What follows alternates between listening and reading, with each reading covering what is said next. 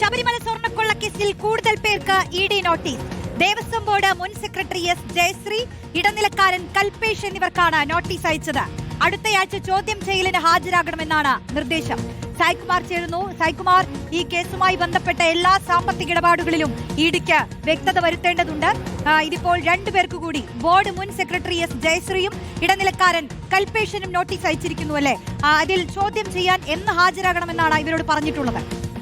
തീർച്ചയായും റോഷ്നി, ഹൈക്കോടതിയുടെ നിർദ്ദേശപ്രകാരം SITയുടെ ആഴത്തിലുള്ള അന്വേഷണം തുടങ്ങി മാസങ്ങൾ പിന്നിട്ടു. അതിലിപ്പോൾ അറസ്റ്റിലായിട്ടുള്ള പ്രതികൾ സ്വാഭാവിക ജാമ്യം തേടി പുറത്തിറങ്ങുന്ന സമയത്താണ് അവരെ വല വിരിച്ചുകൊണ്ട് ED ഇപ്പോൾ പുറത്തുള്ളത്. കഴിഞ്ഞ ദിവസങ്ങളിൽ തന്നെ നമ്മളിത് റിപ്പോർട്ട് ചെയ്തതാണ്. ED കേസിൽ വിശദമായിട്ടുള്ള അന്വേഷണത്തിന് കടക്കുന്നു എന്നുള്ളത്. ഈ കേസിൽ ഉണ്ണികൃഷ്ണൻ പോറ്റി മുതൽ ഇപ്പോൾ SITയുടെ കസ്റ്റഡിയിലുള്ള ഓരോ ആളുടെയും വിവരങ്ങൾ വ്യക്തമായി ED ഇപ്പോൾ തേടുകയാണ്. ഇപ്പോൾ ജയശ്രീക്കും അതോടൊപ്പം കൽപേഷിനുമാണ് നോട്ടീസ് അയച്ചിട്ടുള്ളത്. അവരെ അടുത്തയാഴ്ച തന്നെ ED അവരിൽ നിന്ന് വിവരങ്ങൾ ശേഖരിക്കും എന്നാണ് നമ്മൾ മനസ്സിലാക്കുന്നത്. അതുമായി ബന്ധപ്പെട്ട നോട്ടീസ് അവരിലേക്ക് എത്തിക്കഴിഞ്ഞു. അടുത്തയാഴ്ച കൊച്ചി ഓഫീസിൽ ചോദ്യം ചെയ്യലിന് ഹാജരാകണം എന്ന നിർദ്ദേശമാണ് ഇപ്പോൾ ED അവർക്ക് നൽകിയിട്ടുള്ളത്.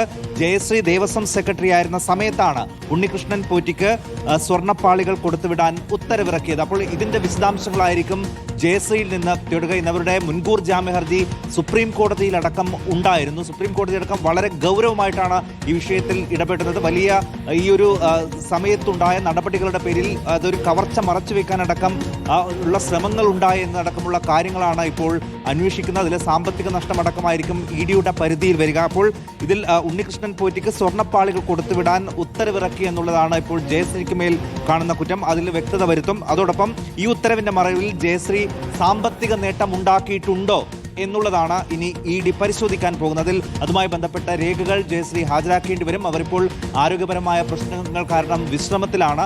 അതുകൊണ്ടുകൂടിയാണ് SIT അവർക്ക് ഒരു മുൻകൂർ ജാമ്യം തന്നെ അല്ലെങ്കിൽ അവരുടെ അറസ്റ്റ് അടക്കമുള്ള നടപടികളിലേക്ക് വളരെ ധൃതി പിടിച്ച് കസ്റ്റഡിയിലടക്കമുള്ള നടപടിയിലേക്ക് SIT പോകാതിരുന്നത്. പക്ഷേ ED അവരുടെ സാമ്പത്തികപരമായിട്ടുള്ള രേഖകൾ പരിശോധിക്കും. ഏതെങ്കിലും തരത്തിലൊരു സാമ്പത്തിക നേട്ടം ഈ ഉത്തരവിന്റെ മറവിൽ അവർ ഉണ്ടാക്കിയിട്ടുണ്ടോ എന്നതായിരിക്കും അവർ പരിശോധിക്കുക. സ്വാഭാവികമായും നേരത്തെ അവർ നൽകിയിട്ടുള്ള മൊഴി എന്നുള്ളത് ദേവസ്വം ബോർഡ് പറഞ്ഞതിനനുസരിച്ചുള്ള കാര്യങ്ങൾ ചെയ്തു എന്നാണ്. ദേവസ്വം ബോർഡിനെ കുറ്റപ്പെടുത്തിക്കൊണ്ടായിരുന്നു ഈ ഉദ്യോഗസ്ഥരൊക്കെ അന്ന് സംസാരിച്ചത്. സ്വാഭാവികമായും മുരാരി ബാബുവിൽ നിന്ന് ED ഇതിനോടകം മൊഴിയെടുത്തു കഴിഞ്ഞു. ഇപ്പോൾ ഉണ്ണികൃഷ്ണൻ പോറ്റി ജാമ്യം കിട്ടി പുറത്താണ്.